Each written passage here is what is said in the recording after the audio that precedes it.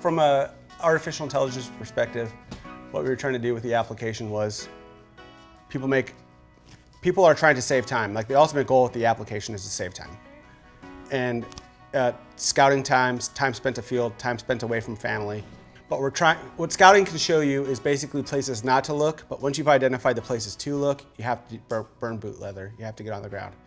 A lot of the work that I'd done in the military focused around that same thing, is that we have to use taxpayer dollars to do what we call intelligence preparation of the battlefield in the military. In other words, intelligence collection to set up a military operation. And one of the best ways that we did that during the global war on terrorism was through artificial intelligence. Obviously, sitting on the side of a mountain in Afghanistan, being a white-tailed deer hunter, I thought the same thing, like what is the most consistent and bias-free data set that someone could use to actually paint a picture for a hunter, for an end user, of when they should say, hey, leave the wife at home with the kids, or go out and about, or mama leaving the husband at home when she wants to go out whitetail hunting. And for me, that was collared deer data.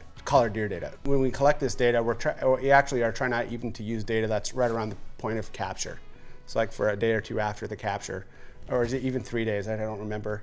I think for the 3 days after capture, we're not using that data. So we're truly trying to let this animal go back to its patterns and what it was doing before it was collared. Then that is worn, and we don't make assumptions about the data.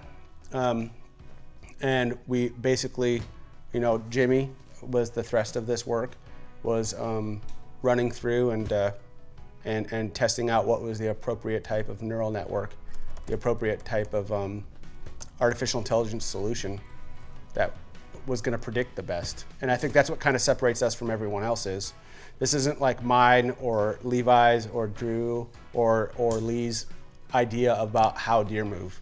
This is as empirically and scientifically sound as it can get. Unless you're going to deploy 10,000 drones to go follow deer around for 20 or 30 years, there's not a better way to do it. This app's not telling you how to hunt. It's not even telling you when to hunt. It's telling you what activity that you can expect out of the animals while you're afield. These deer are going to be holed up more than they normally would. They're going to be in their core areas, so adjust accordingly.